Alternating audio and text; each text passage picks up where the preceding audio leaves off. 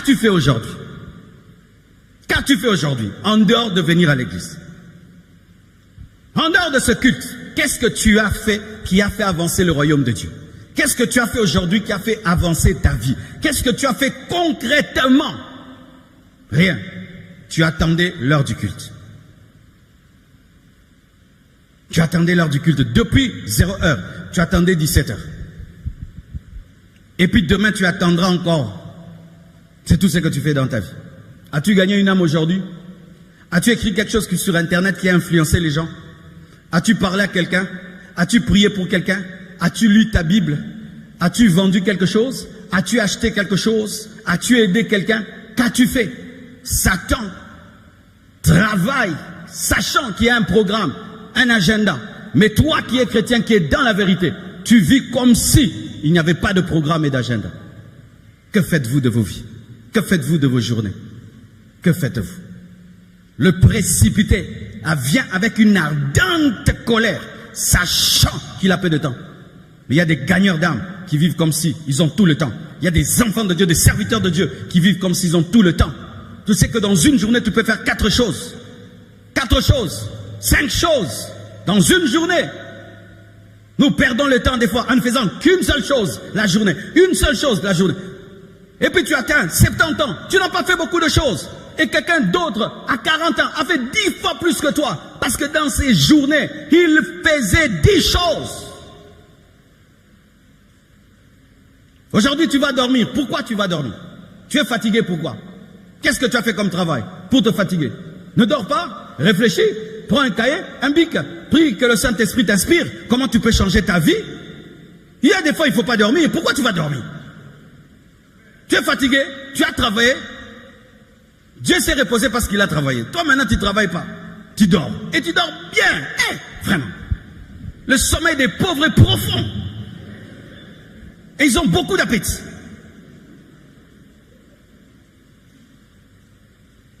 Frère, maximisez le temps. Maximisez le temps. La Bible dit rachetez le temps, car les jours sont mauvais. Comment le diable peut appliquer ce verset plus que toi? Comment le diable peut appliquer ce verset plus que toi? Plus que toi. Tu fais 7 heures du temps devant ton téléphone, en train de regarder, épulcher la vie des autres, épulcher la vie des autres, épulcher la vie des autres. Tu es tout le temps au téléphone. Mes frères, on est au téléphone tout le temps quand ça rapporte l'argent. On est tout le temps au téléphone lorsque ça impacte la vie des autres. Mais on n'est pas tout le temps au téléphone pour regarder la vie des autres. Non. 1, tu as perdu l'énergie. 2, tu vas porter les lunettes pour rien. 3, les mégas, l'argent, le temps, l'énergie. Quand tu finis une journée, tu dois t'asseoir et te poser la question, qu'est-ce que j'ai fait aujourd'hui? Qu'est-ce que j'ai fait de manière concrète? J'ai avancé en quoi? Parce que si en face de nous, nous avons un diable concentré et nous sommes distraits, il nous vaincra. La distraction, mes frères, c'est l'un des grands pièges du diable. Il est concentré lorsqu'il t'attaque, mais toi tu es distrait quand tu te défends. Maintenant le salut est arrivé. Et la puissance et le règne de notre Dieu et l'autorité de son Christ, car il était précipité l'accusateur de nos frères, celui qui les accusait, passé, n'est-ce pas? Celui qui les accusait, mais qui ne va plus les accuser devant notre Dieu jour et nuit. C'est là qu'on parle de la précipitation de Satan, la deuxième précipitation qui aura lieu au milieu de la tribulation. 1 Jean 2, verset 1, la Bible dit, 1 Jean 2, 1, « Mes petits enfants, je vous écris ces choses, afin que vous ne péchiez point. Et si quelqu'un a péché, nous avons un avocat auprès du Père, Jésus-Christ le juste. Jésus est notre avocat. Et il y a des avocats que s'il y a un accusateur. Amen. Hein? Il y a un accusateur, c'est pourquoi il y a un avocat. Il y a un avocat parce qu'il y a un accusateur. Mais au milieu de la tribulation, cela sera arrêté. Ils l'ont vaincu. Parlons même de ce verset aussi. Ce verset est très utilisé dans l'Église, mais j'aimerais un peu le placer dans son contexte.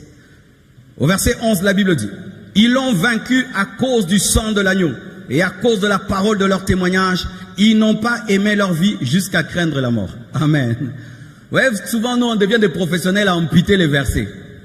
Ce verset ne parle pas de nous. Ce verset parle des martyrs de la tribulation.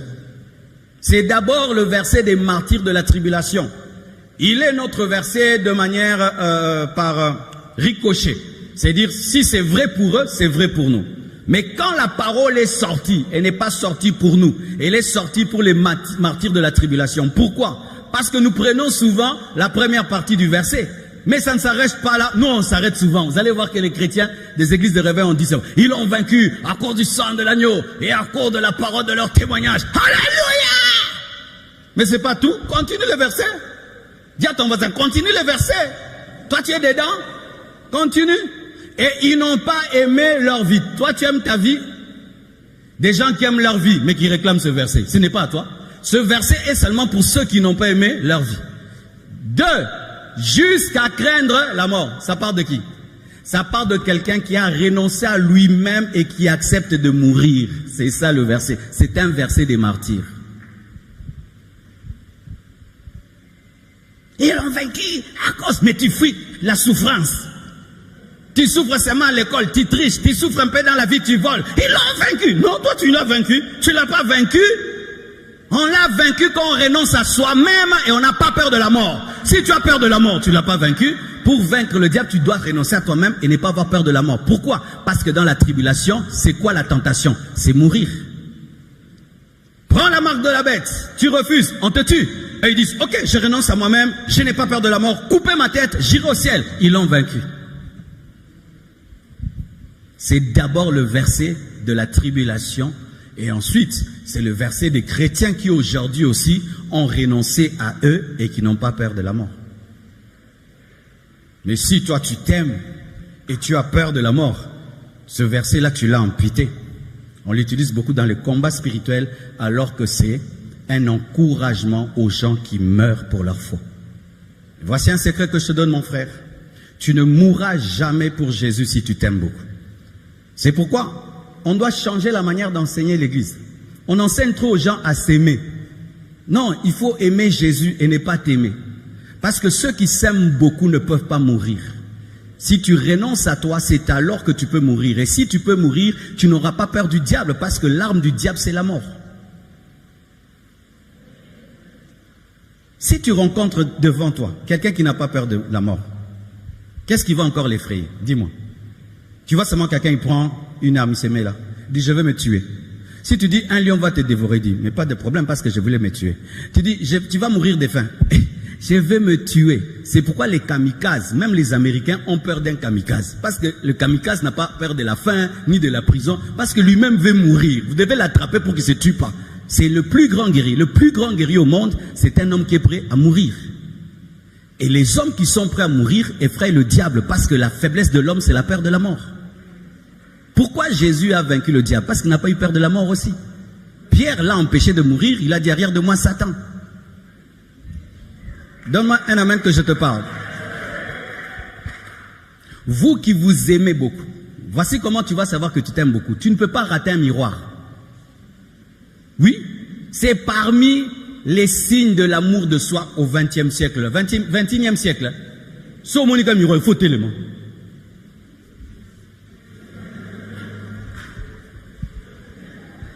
Un autre miroir.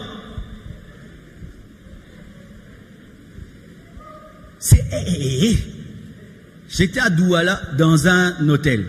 Et puis au coin là-bas, il y avait une fille. Elle sortait de la véranda pour se faire des selfies toute seule.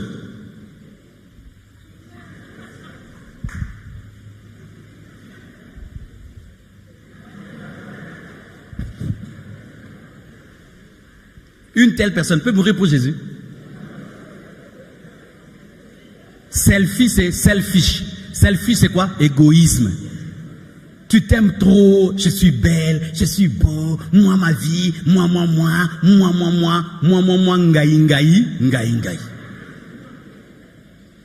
Oui.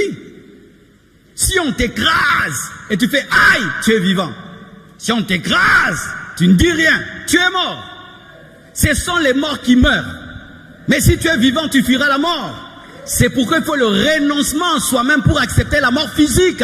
Parce qu'il faut mourir d'abord en esprit pour accepter de mourir physiquement. C'est pourquoi les apôtres étaient déjà morts, c'est pourquoi ils ont accepté de mourir. C'est pourquoi Paul prophétisait sa mort et il a même corrigé la prophétie d'Agabus pour lui révéler sa profondeur spirituelle, qu'il n'était pas prêt seulement à être enfermé, mais il était aussi prêt à mourir parce qu'il était mort.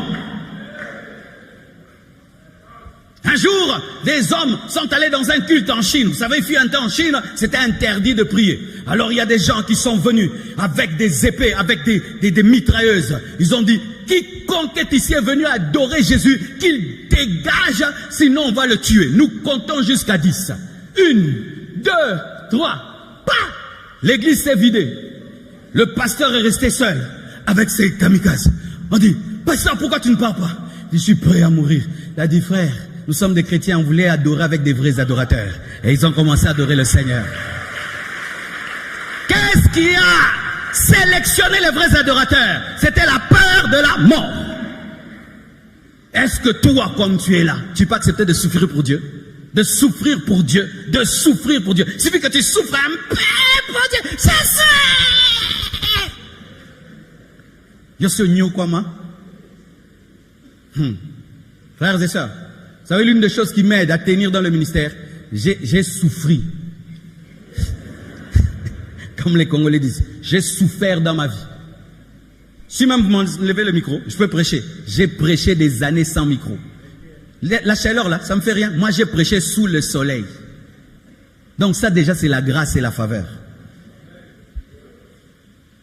Des chrétiens bobos. Aïe, aïe, aïe.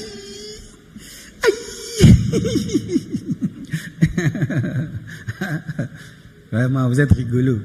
Et puis chantez, soldat de Jésus, civil de Jésus.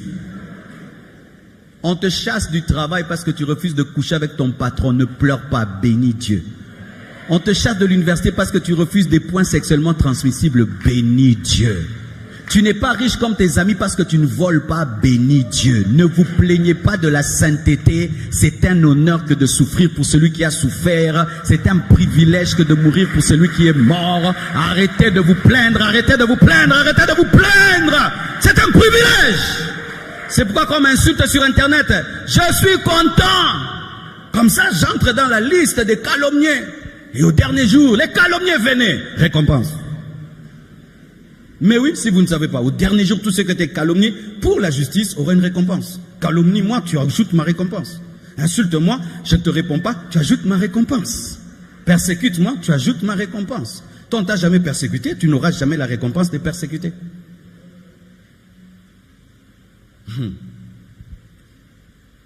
Donc ce verset-là, mes frères, c'est d'abord le verset des martyrs de la tribulation. Ensuite, il s'applique aux hommes de notre époque qui ont la même vie. La Bible dit maintenant encore, quand le dragon vit qu'il avait été précipité sur la terre, il poursuivit la femme qui avait enfanté l'enfant mâle. C'est-à-dire que dans la tribulation, le diable va persécuter l'antichrist. Il ne va pas persécuter Marie parce que Marie est déjà morte. Amen. Vous savez que Marie est déjà morte? Les gens disent que Marie n'est pas morte, qu'elle a connu l'Assomption. Ce n'est pas écrit dans la Bible. La Bible nous dit que tu es poussière, tu retournes à la poussière. Marie est morte comme tout le monde. Amen.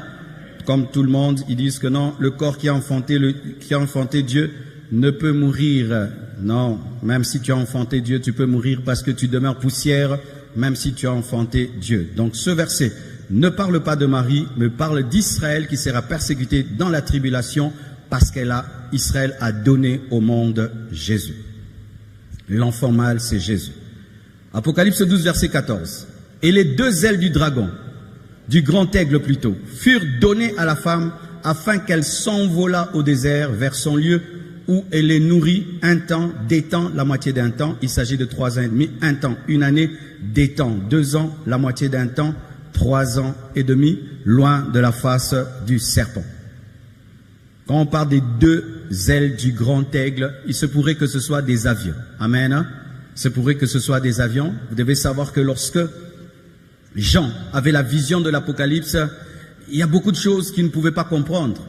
Imagine que tu es un pygmée. Tu n'as jamais vu une tablette. Et puis en vision, tu vois une tablette. On te dit, explique la tablette. Tu vas dire quoi? Namonaki libanga moko boyezo ngenga. N'est-ce pas? Tu vas dire que tu as vu une pierre, n'est-ce pas?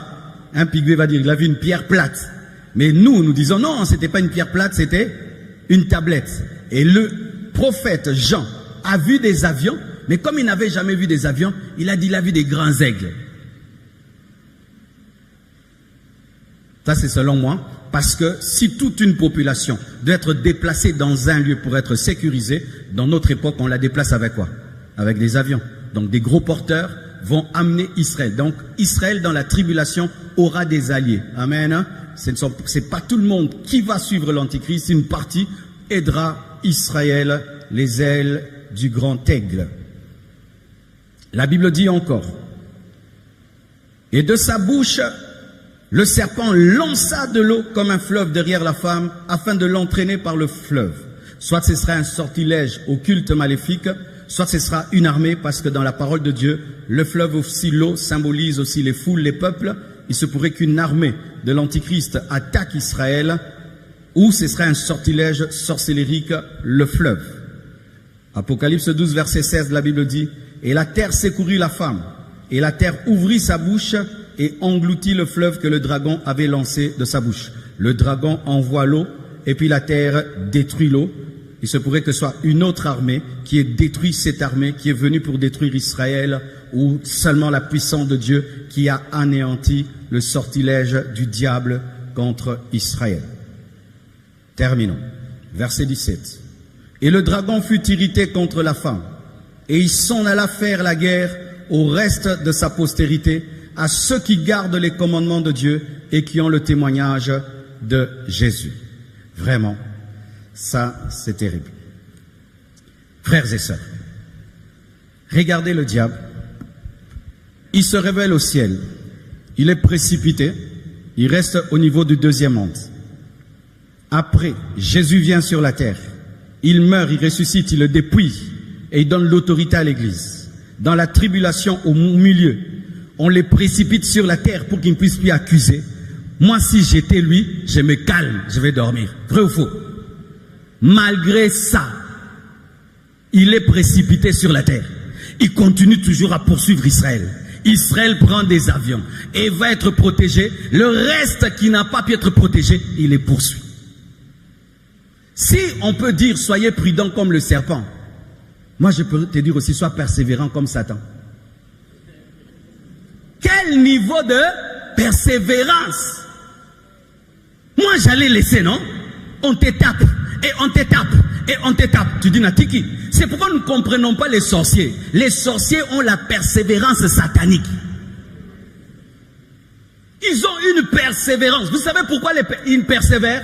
Parce qu'ils n'ont rien d'autre de beau dans leur vie que t'attaquer. C'est-à-dire que Satan n'a aucune joie dans sa vie. Sa seule joie, c'est de faire du mal. C'est pourquoi des fois les chrétiens sont étonnés. Pourquoi les démons m'attaquent? Parce que leur joie, c'est de faire du mal. Même si tu cries cessez le feu, il n'y aura jamais cessé le feu. La Bible nous dit qu'il sera lié pendant 1000 ans. Après 1000 ans, qu'est-ce qu'il va faire? Il va sortir converti, il revient encore. Vraiment, ça c'est pas la malédiction. Mes frères et sœurs, même si tu deviens spirituel comment, Satan t'attaquera toujours. Même si tu fais tout pour que les démons t'oublient, ils t'oublieront jamais. Le démon que tu chasses maintenant, que dit la Bible? Il va dans le lieu, s'arrête, il reste là-bas. Il reste et puis il dit, il prend 7 autres avec l'espoir, l'espoir. Quand toi tu perds l'espoir, et non perdre pas espoir, de rentrer dans cette maison à 7 et d'être plus fort qu'avant. Mais toi, pour un rien, tu décourages. Tu dragues une sœur, elle dit non, tu dis Dieu m'a donné l'esprit de célibat. Hey, si c'était Satan, il n'allait pas arrêter. Alléluia. Tu vas quelque part pour qu'on t'engage. On ne t'engage pas. Oh, Dieu veut que je puisse devenir pasteur. Non! Va encore, va encore, va encore. Alléluia. Tu commences une entreprise, ça échoue. Oh, Dieu ne m'a pas appelé à faire les affaires. Fais encore. 2 fois, 3 fois, 10 fois, jusqu'à ce que tu vas trouver Rehoboth. Soyez déterminés, soyez persévérants. Ce n'est pas possible de vaincre un diable persévérant si on n'est pas persévérant. Hé, frère, Vous savez que quand quelqu'un est sorcier, il vient au culte en premier. Vous savez ça? Oui. À l'église, il faut faire attention à ceux qui s'assiedent devant et derrière. Je ne parle pas de vous. Oui. Les sorciers, ils aiment soit s'asseoir ici pour attaquer les prédicateurs, soit s'asseoir derrière pour embouter toute l'église. Vous qui êtes là-bas, soyez sanctifiés au nom de Jésus. Pourquoi toi tu aimes seulement t'asseoir derrière? Hein? Tu as ta place toujours derrière.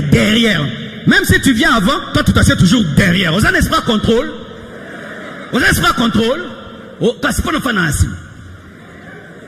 Quand vous allez dans les boîtes, tu voulais être devant. Quand tu allais dans des trucs VIP devant. Mais quand tu viens à l'église, tu veux t'asseoir derrière. Tu as l'esprit de contrôle. Tu n'es ni protocolaire ni intercesseur, mais tu aimes toujours derrière.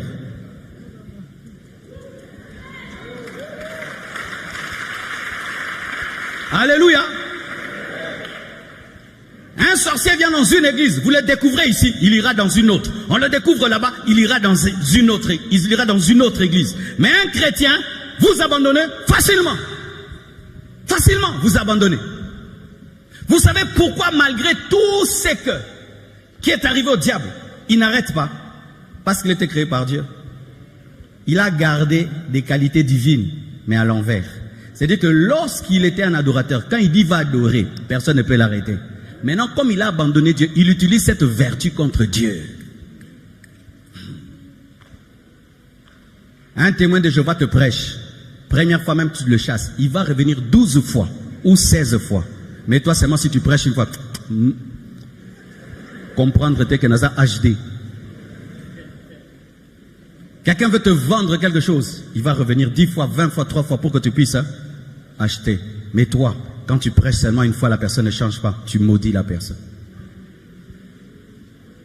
Tu pries, Dieu ne t'exauce pas, tu laisses tomber. Mais un sorcier, s'il est décidé de détruire ta vie, même 20 ans, il ne va pas te lâcher.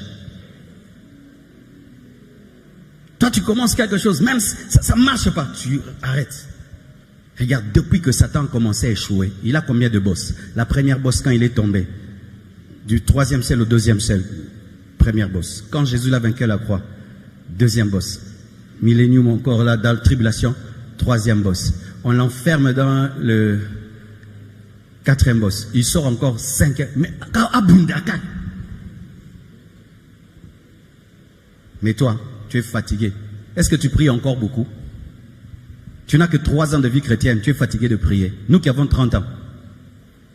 Pourquoi tu ne pries pas? J'ai trop prié. Toi, tu as beaucoup prié. 3 ans de vie chrétienne, tu as beaucoup prié. Tu as dit à Dieu quoi? Dis-moi un peu. Tu luttes contre un péché, ça te domine. Tu te dis, ah non, c'est plus fort que moi. Non, continue à te battre. Continue à lutter. Tu vends les beignets, ça ne marche pas. Vends les biscuits, ça ne marche pas. Pétrole, ça ne marche pas. Essence, jusqu'à ce qu'un jour, tu vendras quelque chose qui marchera. Tu commences une église, il n'y a que 3 fidèles. Continue. Un jour, tu vas prier pour un aveugle, il va voir. Il y aura 30, 100, 2000. Moi, j'ai commencé avec 3 personnes. 3 personnes, frère, 3 personnes. Des fois même, tu viens comme ça, la pluie. Regardez. Mais j'ai continué. Regardez. Vous voyez, c'est ce qui est culte du vendredi. Avant, ce n'était même pas mon rêve du dimanche. Maintenant, je suis en train de parler seulement d'eschatologie. Mais toi, Dieu t'a appelé. Il suffit que la première année déjà, des miracles et des prodiges. Il y a des gens qui ont servi Dieu pendant 20 ans. Ils n'ont même pas vu un aveugle voir. Mais ils ne lâchent pas jusqu'à aujourd'hui. Mais toi, il suffit seulement que tu aies prié, quelqu'un n'est pas guéri, tu laisses tomber. Pourquoi vous laissez tomber facilement? Ouvrez vos yeux, mes frères. Dans les quartiers dans lesquels vous habitez, il y a des démons, il y a des sorciers qui ont reçu comme ordre cette année de faire telle chose. Ces esprits se battront pour l'accomplir. Mais toi, dans ta vie de prière, tu pries quand tu veux. Mais eux, c'est pas quand ils veulent. Le problème de l'église de Voici, c'est que le royaume de Satan est dirigé par la méchanceté. Mais le royaume de Dieu est dirigé par l'amour. Et les hommes, bizarrement, ils sont plus soumis à la méchanceté qu'à l'amour. C'est pourquoi la même personne qui était dans la sorcellerie, qui obéissait au diable, elle se convertit et commence à se rebeller contre Dieu parce que Dieu est amour. Mais si nous pouvions valoriser l'amour de Dieu et le servir comme des militaires, même si nous savons que Dieu nous aime, alors tu verras des grandes choses. Frères et sœurs, même quand tu n'as pas envie de prier, prier ce n'est pas physique, prier c'est spirituel. Même si mon corps est fatigué, mon esprit n'est pas fatigué, je vais parler en d'autres langues. Alors, je m'assieds, si je veux manger nuit. Rosege mayaza, regiske beyaba. Razuka mazika barashada bazagaba.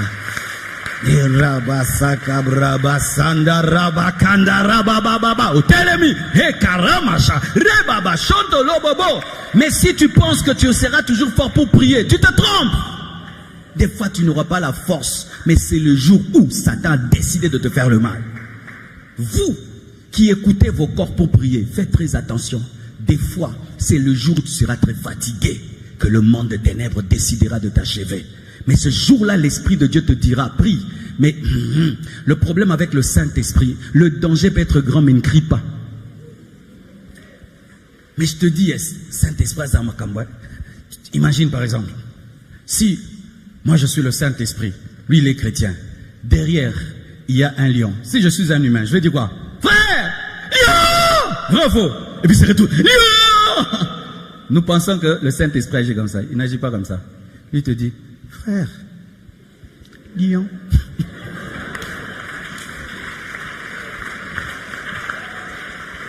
Je te dis, le Saint-Esprit, ah non. Et puis toi tu dis quoi? Lion. Elle dit non, si c'est un lieu, la lion! C'est un roi. Il parle royalement.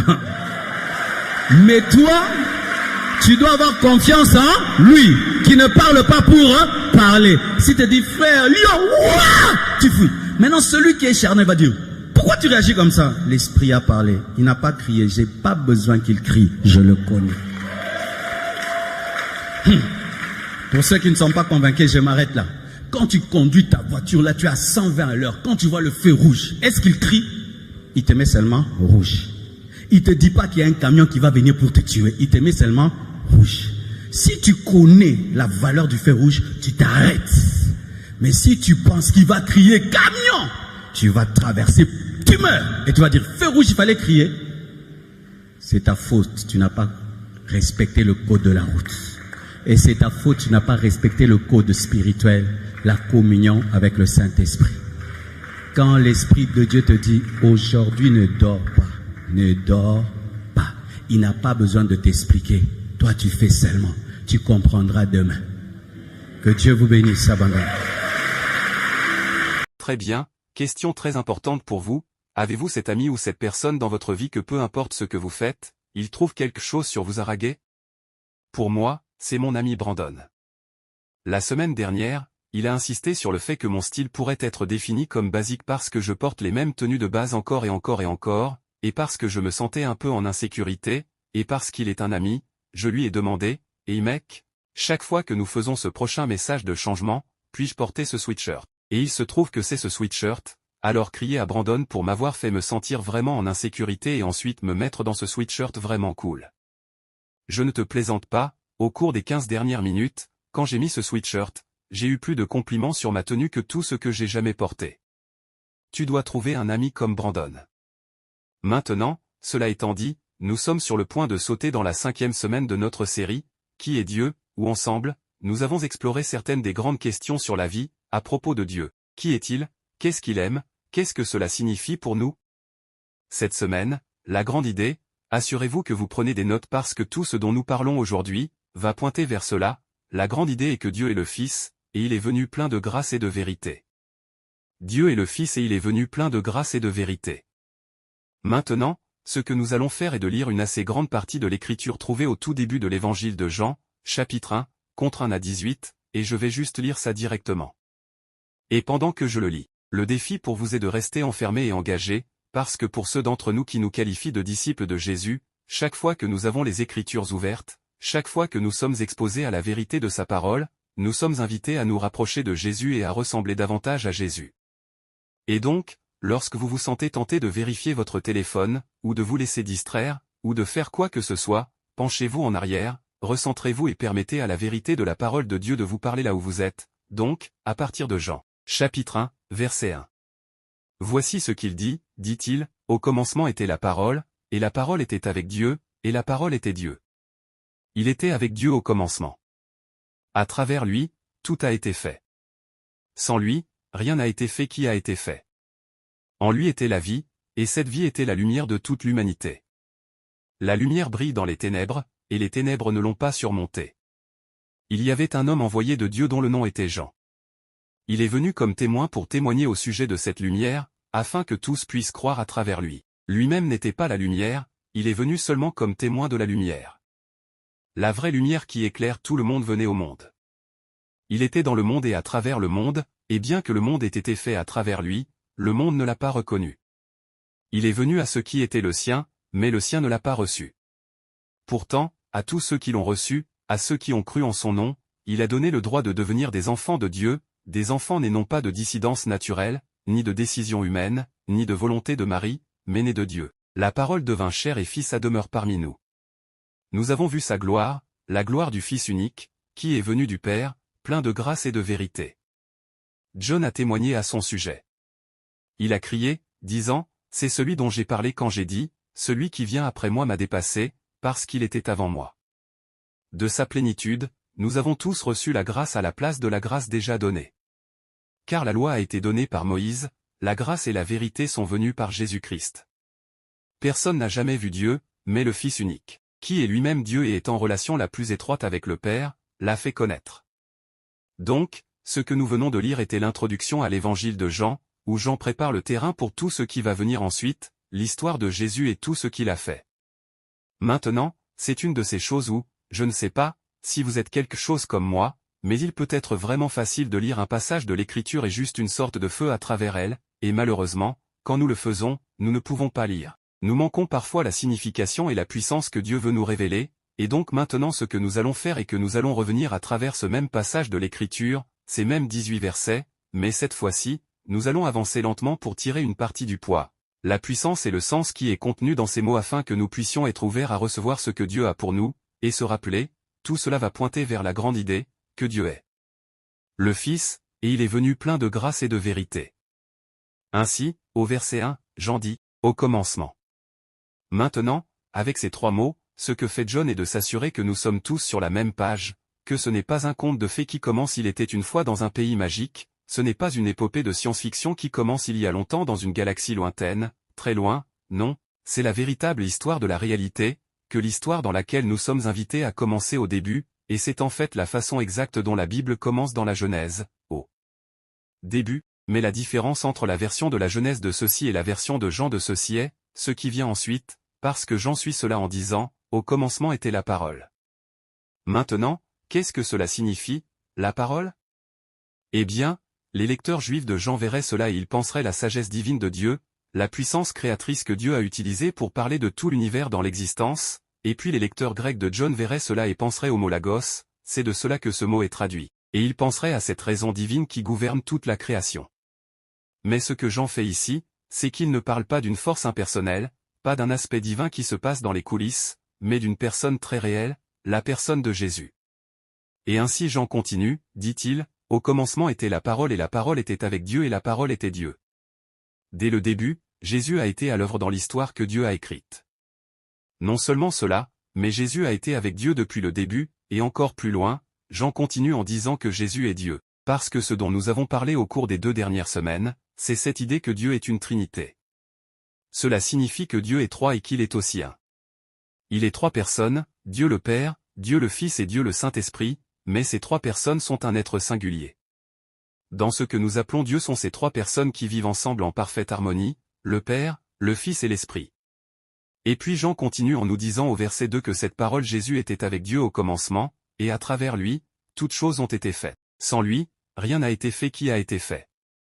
Dès le début, Jésus a été à l'œuvre en tant que Dieu de l'univers créant tout ce que nous voyons et même les choses que nous ne voyons pas. Et puis au verset 4, on nous dit qu'en lui était la vie et que la vie était la lumière de toute l'humanité. La lumière brille dans les ténèbres et les ténèbres ne l'ont pas surmontée. C'est pourquoi l'évangile est une bonne nouvelle parce qu'en Jésus il y a la vie et il y a la lumière qu'aucune obscurité ou mort ne peut jamais surmonter. Si vous vous êtes déjà retrouvé à souhaiter pouvoir recommencer dans la vie.